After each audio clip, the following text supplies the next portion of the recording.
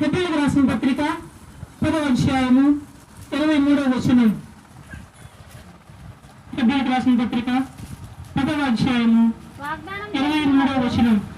అందరూ తీయాలి, అందరూ తీయండి, అందరూ తీసి చూడండి ఒకసారి. ఎప్పుడో చదవబట్టుంటే కదా బైబిల్లో, పోయిన వారం తీశారు, అది కూడా ఇది తీశారో లేదు, జాగ్రత్త చూడాలి. వాగ్దానం చేసిన వాడు నమ్మదగిన వాడు కనుక మన నిరీక్షణ విషయమై మనము ఒప్పుకొనున్నది నిశ్చలముగా పట్టుకొందుము. చూడండి, వాగ్దానము చేసిన వాడు నమ్మదగిన వాడు. ఈరోజు యేసు ప్రభు దగ్గరికి చాలా మంది వస్తున్నారు. ఆ రోజుల్లో కూడా చాలా మంది వచ్చారు. ఆయన ఉన్నప్పుడు దేనికోసం వచ్చారండి? కొంతమంది అనారోగ్యంతో వచ్చారు స్వస్థత పొందడానికి, కొంతమంది ఇంకేదో చేస్తారు, ఆశీర్వాదాలు ఇస్తారు, ఈ లోకంలో మంచిగా బతకొచ్చు అని వచ్చారు. ఆయన ఇంకేదో ఇంకా అంతమంది చాలా మంది ఆయన అన్నం పెడతాడు ఆహారం కోసం వచ్చారు.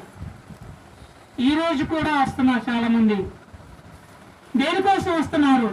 అసలు ఆయన ఏమని వాగ్దానం చేశాడు అని మనం గమనించుకుంటే చాలా వాగ్దానం చేశాడు. ఎవరైనా ఏదైనా ఒక వాగ్దానం చెప్పగలరా? నీ యొక్క దేవుడు నీ యొక్క జీవితంలో నువ్వు జీవించడానికి నీకు ఇచ్చిన హోప్, నిరీక్షణ, కొన్ని వాగ్దానాలు ఏమైనా చెప్పగలరా?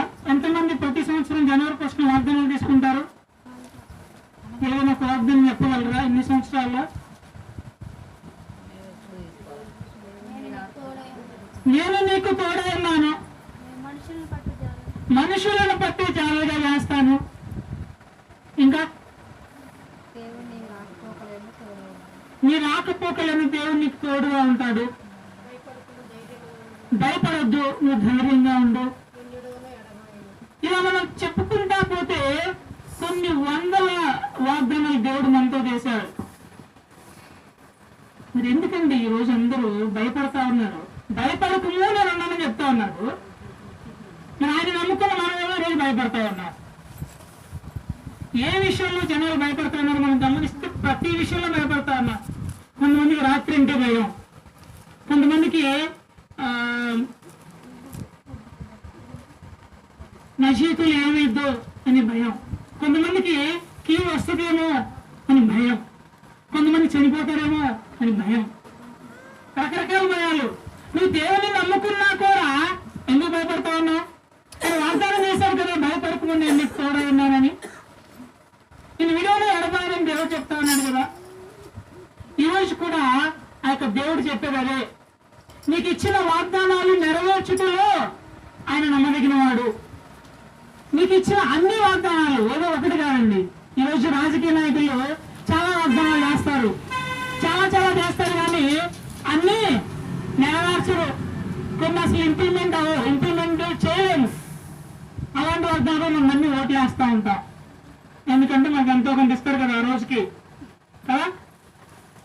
కానీ మన దేవుడు అలాంటి వాడు కాదు.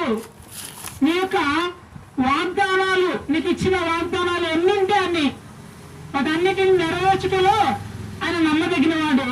కానీ నువ్వేం చేయాలంటే నమ్మాలి. నమ్ముట నీ వలన అయితే నమ్మవానికి సమస్తము సాధ్యమే. ఏ సాధ్యం?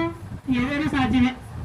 ఆయన చనిపోయిన వాళ్ళు బ్రతికిచ్చాడు, రోగంతో ఉన్న వాళ్ళకి రోగాలు తీసేశాడు, ఇక అన్ని చేశాడు. ఆయన చేయనిది ఏది లేదు. అలాంటి దేవుని నమ్ముకున్న మనం ఈరోజు ఇంకా నమ్మకంగా ఉండలేకపోతా ఉన్నాం. నమ్మదగిన దేవుడు ఆయన పాటలు పాడుకుంటాము, కానీ ఇంటికి వచ్చి బాధపడతా ఉంటాం, ఎందుకు నాకు ఇలా జరిగింది అని. ఇంకా మనం గమనిస్తే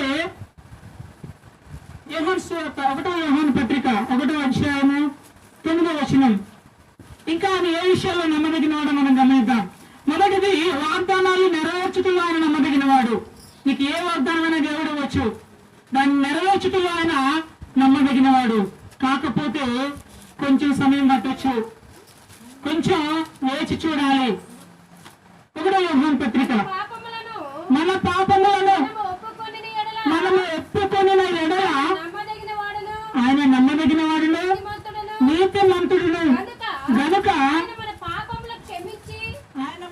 పాపములను క్షమించి సమస్త దుర్నీతి నుంచి మనలను పవిత్రులుగా చేయును. చాలండి. ఈరోజు ఎంతమంది రీఛార్జ్ చేయించుకుంటారండి? ఎంతమందికి ఫోన్లు ఉన్నాయి? ఫోన్లు మీరు చేయలేస్తున్నాయి? అందరికి ఫోన్లు ఉన్నాయి. దాదాపు భర్తకున్న భార్యకున్నట్టే, భార్యకున్న భర్తకున్నట్టే. ఇంట్లో దాదాపు ఒక్కరికున్న అందరికి ఉన్నట్టే.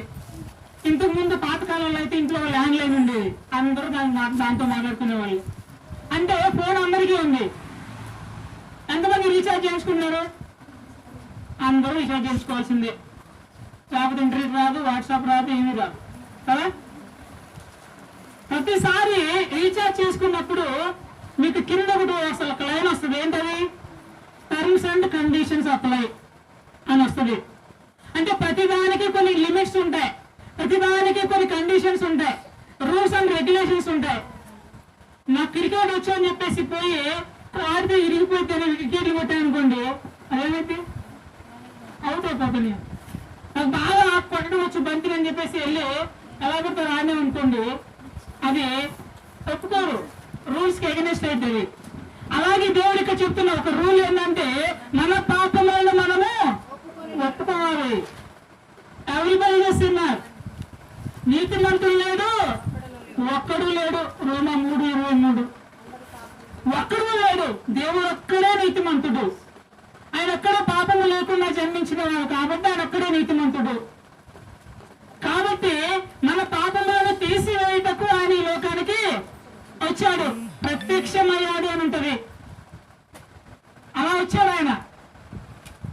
ఎప్పుడైతే దేవునికి మనిషికి ఉన్న రిలేషన్ నశించిపోయిందో, ఆ నశించిన రిలేషన్షిప్ ని, ఆ యొక్క బంధాన్ని మరలా పునరుద్ధరించడానికి ఆయన నీతిమంతుడిగా వచ్చాడు. కాబట్టి ఆయన అంగీకరించిన మనము మన పాపాలను ఒప్పుకుంటే ఆయన నమ్మదగిన వాడు,